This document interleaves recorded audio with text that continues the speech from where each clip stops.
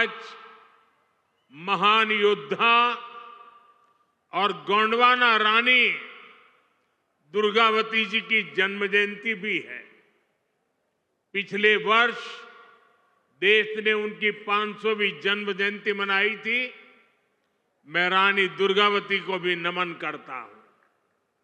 साथियों, आज हरियाणा में मतदान भी हो रहा है। मैं हरियाणा के सभी देशभक्त लोगों से अपील करूंगा कि ज्यादा से ज्यादा संख्या में वोट करें। आपका वोट हरियाणा को विकास की नई ऊंचाई पर ले जाएगा।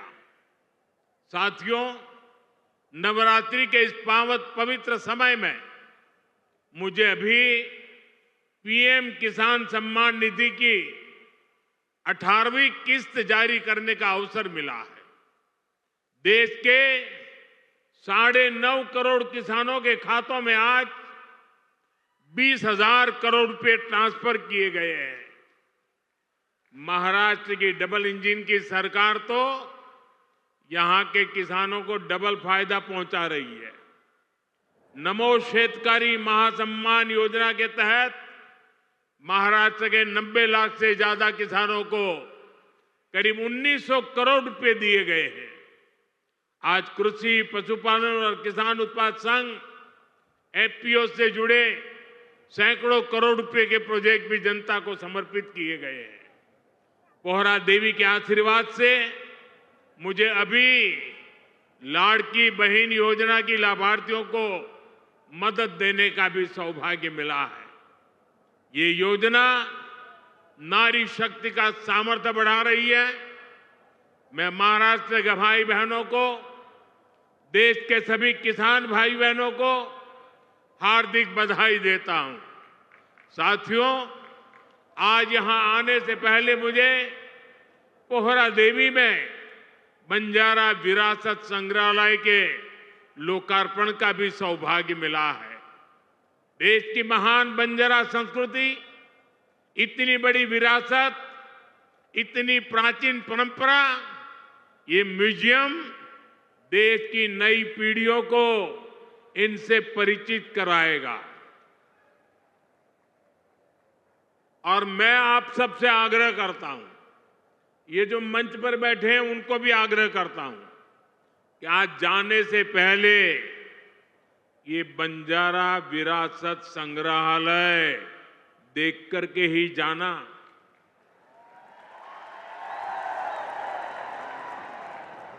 मैं देवेंद्र जी को बधाई देता हूं।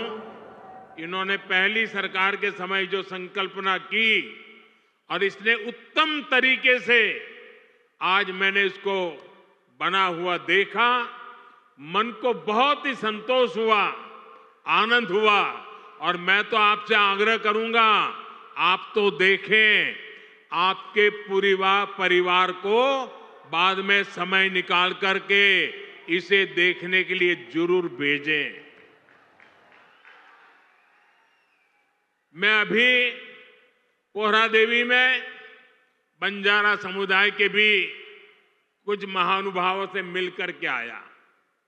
इस म्यूजियम के जरिए उनकी विरासत को जो पहचान मिली है, उसका संतोष और गर्व का भाव उनके चेहरों पर था। मैं आप सभी को बंजारा विरासत म्यूजियम की बधाई देता हूं। साथियों, जिसको किसी ने नहीं पूछा उसको मोदी पूजता है। हमारे बंजारा समाज ने भारत के सामाजिक जीवन में, भारत की निर्माण यात्रा में बहुत बड़ी भूमिका निभाई है। कला, संस्कृति, आध्यात्म, राष्ट्र रक्षा, व्यापार, हर क्षेत्र में इस समाज के महापुरुषों ने, महान विभूतियों ने देश के लिए क्या कुछ नहीं किया। राजा लखी शाह बंजारा, उन्होंने विदेशी शासकों के कितने अत्याचार सहे, उन्होंने समाज की सेवा में अपना जीवन समर्पित कर दिया। संत सेवालाल महाराज, स्वामी हाथीराम जी, संत ईश्वर सिंह बापू जी, संत डॉक्टर रामराव बापू महाराज, संत लक्ष्मण चैतन्य बापू जी, हमारे बंजारा समाज ने ऐसे कितने ही संत दिए जिन्होंने भारत की आध्यात्मिक चेतना को असीम ऊर्जा दी। पीढ़ी दर पीढ़ी सैकड़ों हजारों वर्ष से समुदाय भारत की संस्कृति और परंपराओं को सहेजता और संवारता आया है। आजादी की लड़ाई के समय अंग्रेज सरकार ने इस पूरे समुदाय को ही अपराधी घोषित कर दिया था। लेकिन भाइयों बहनों, आजादी के बाद ये देश की जिम्मेदारी थी कि बंजारा समाज की चिंता करे, उन्हें सही सम्मान दे। और उस समय कांग्रेस की सरकारों ने क्या किया? कांग्रेस की नीतियों ने इस समाज को मुख्य धारा से काट कर रखा। आजादी के बाद कांग्रेस पार्टी पर जिस परिवार ने कब्जा किया, उसकी सोच शुरू से ही विदेशी रही है। अंग्रेजी हुकूमत की तरह ही ये कांग्रेसी परिवार भी दलित, पिछड़ा, आदिवासियों को अपने बराबर नहीं मानते। इन्हें लगता है भारत पर एक परिवार की ही हुकूमत रहनी चाहिए, क्योंकि अंग्रेज उन्हें ये हक देकर गए थे। इसलिए उन लोगों ने बंजारा समाज के प्रति हमेशा अपमानजनक रवैया बनाए रखा। साथियों, एनडीए की केंद्र सरकार ने ही गुमंतु, अर्धगुमंतु समुदाय के लिए कल्याण बोर्ड का गठन भी किया है। इस समाज के सांस्कृतिक पहचान को सही सम्मान मिले, इस दिशा में भी बीजेपी सरकार और एनडीए सरकारें लगातार काम कर रही है। विकास की गति तेज करने के लिए यहां राज्य सरकार ने संत सेवालाल महाराज बंजारा तांडा समृद्धि अभियान भी चलाया है। साथियों, हमारे इन प्रयासों के बीच आपको ये भी याद रखना है कि कांग्रेस और महाआघाड़ी का आपके प्रति क्या रवैया रहा है। जब फडणवीस जी मुख्यमंत्री थे, तब पहरा देवी तीर्थ क्षेत्र के विकास की योजना बनी थी, लेकिन बीच में महाआघाड़ी की सरकार आई और उन्होंने इस काम पर ब्रेक लगा दिया। पोहरा देवी तीर्थ क्षेत्र का विकास तब आगे बढ़ा जब महायुति शिंदे जी के नेतृत्व में फिर से यहां सरकार बनी। आज इस योजना पर 700 करोड़ रुपए खर्च किए जा रहे हैं।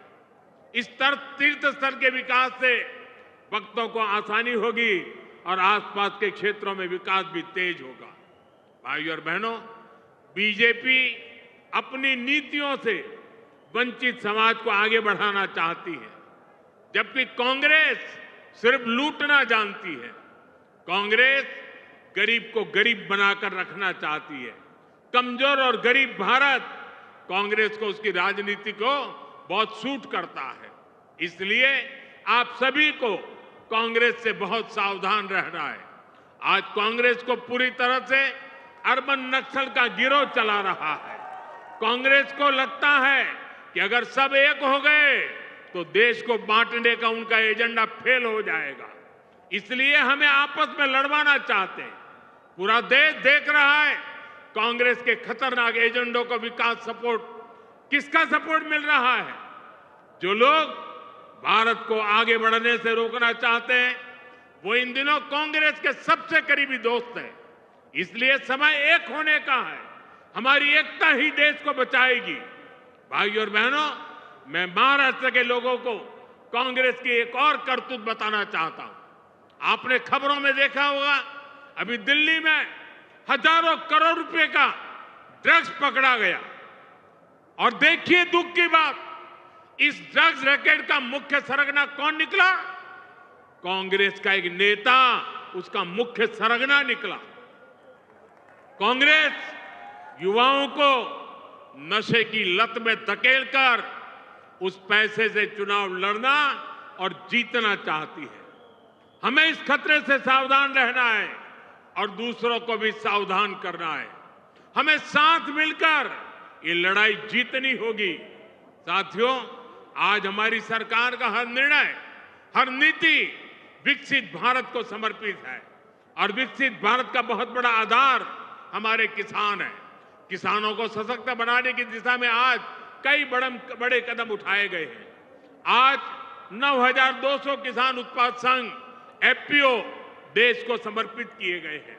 अभी कृषि के लिए कई इंफ्रास्ट्रक्चर प्रोजेक्ट का भी लोकार्पण हुआ है। इनसे कृषि उत्पादों के स्टोरेज, प्रोसेसिंग और प्रबंधन की क्षमता बढ़ेगी। ये सारे प्रयास किसानों की आय बढ़ाने में मदद करेंगे। वैसे यहां महाराष्ट्र में तो किसानों को एनडीए सरकार में डबल फायदा हो रहा है। एकनाथ जी शिंदे की सरकार ने किसानों का बिजली बिल भी 0 कर दिया है। आमच्या शेतकऱ्यांना विजेचे बिल मिळत आहेत, त्यावर शून्य लिहिलेले आहे ना। साथियों, महाराष्ट्र के किसानों ने, विदर्भ के किसानों ने कई दशकों तक बड़े संकटों का सामना किया है। कांग्रेस और उसके साथियों की सरकारों ने किसानों को बदहाल और गरीब बनाने में कोई कोर कसर नहीं छोड़ी थी। यहां जब तक महाअघाड़ी की सरकार थी, उसके 2 ही एजेंडे थे। पहला, किसानों से जुड़ी परियोजनाओं को ठप करना। दूसरा, इन परियोजनाओं के पैसे में भ्रष्टाचार करना। हम केंद्र से महाराष्ट्र के किसानों के लिए पैसा भेजते थे, लेकिन महाअघाड़ी सरकार उसमें बंदर बांट करके खा जाती थी। कांग्रेस ने हमेशा किसानों का जीवन मुश्किल बनाया है। वो आज भी वही पुराना खेल खेल रही है। इसलिए कांग्रेस को पीएम किसान सम्मान निधि योजना पसंद नहीं आती। कांग्रेस इस योजना का मजाक उड़ाती है, किसानों को मिल रहे पैसों का विरोध करती है, क्योंकि किसानों के खातों में जा रहे पैसों से उनको जो कमाई करनी चाहिए, उनको जो कटकी करनी चाहिए, भ्रष्टाचार करना चाहिए, उसका अवसर नहीं रहा है। आज पड़ोसी राज्य कर्नाटका को देखिए, जैसे महाराष्ट्र में महायुति सरकार किसान सम्मान निधि के साथ अलग से पैसे देती है, ऐसे ही कर्नाटका में बीजेपी सरकार देती थी। यहां कर्नाटका के मेरे कई बंजारिया परिवार यहां आए हुए हैं, लेकिन जैसे ही कर्नाटका में कांग्रेस की सरकार आई, उन्होंने वो पैसा देना बंद कर दिया। वहां की कई सिंचाई परियोजनाओं से राज्य सरकार ने मुंह फेर लिया। कर्नाटका में कांग्रेस ने बीज की कीमतें भी बढ़ा दी। हर चुनाव से पहले कर्ज माफी का झूठा वादा कांग्रेस का पसंदीदा हथकंडा है।